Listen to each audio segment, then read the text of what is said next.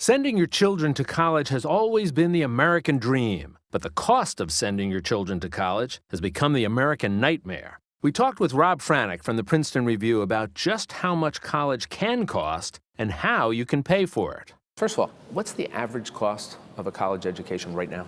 Right now, for 1 year of public school, it's $17,100. On the other side of the fence, for a private school, 1 year of full-time study, $38,500. Those are staggering numbers. They are staggering numbers, and we know that many schools are well over the $50,000, $53,000, $55,000 sticker price, so we know that they far outpace the rate of inflation.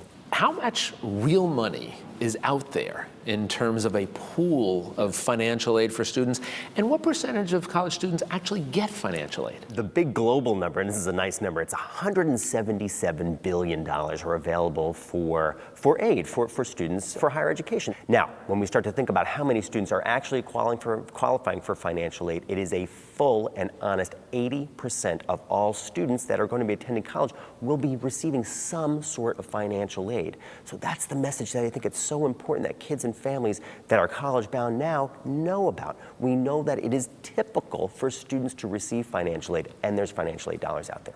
But we've seen some interesting changes in the manner in which financial aid is doled out to students. Talk a little bit about that. We know that students, other than their college application, the most important application that they're going to submit, Jack, is going to be the FAFSA form, the free application for federal student aid. So we have two buckets of aid dollars, that based on family's need, based on a family's income, whether you have a couple of kids in schools at the same time, so we know that that's based on family need. The other side of the fence is based on a student's academic composite. So how competitive are those students coming from high school into college? And they're looking at two basic factors. High school GPA, so how well did you do in high school? Did you challenge yourself with regular level courses, advanced level courses, AP level courses, and then what were your standardized test scores, SAT scores and ACT scores? Those two big levers really qualify students for financial aid, academics and financial aid. Here's the fact. A full 80% of the amount of financial aid that a student will receive will come from two places. It will come from the federal government based on that FAFSA form, and it will come directly from the school that admits them.